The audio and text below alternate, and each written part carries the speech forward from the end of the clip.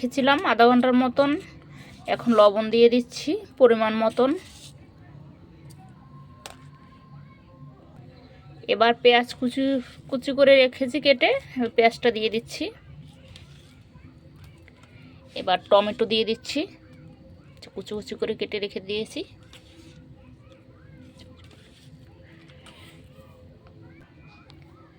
এবার লঙ্কাও কেটে রেখেছিলাম, লঙ্কাটাও দিয়ে দিলাম। এবার ভালো করে এটাকে মিশিয়ে নেব। এবার ব্যাটারটা আমার মাখা হয়ে গেছে ভালো করে। এটা আমি বেকিং সোডা বেকিং পাউডার দিই নাই, কারণ বেকিং সোডা বেকিং পাউডার দিলে ওটা ময়দা অথবা চালের গুঁড়ি দিলে ওটা ফোলে, এটা ফুলবে না। এবার তাওয়া একটু তেল দিয়ে দিচ্ছি, তেল দিয়ে একটু ছোটো কাপড় দিয়ে মোছা দিয়ে দিচ্ছি, কারণ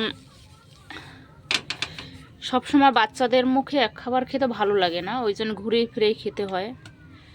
এটা খেতে খুবই সুস্বাদু লাগে।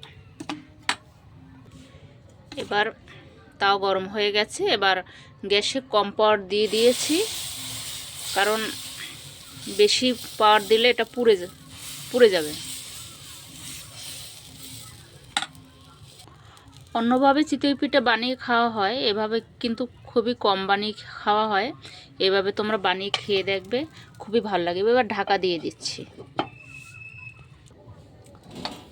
এবার এটা হয়ে গেছে, এবার উল্টিয়ে দিচ্ছি।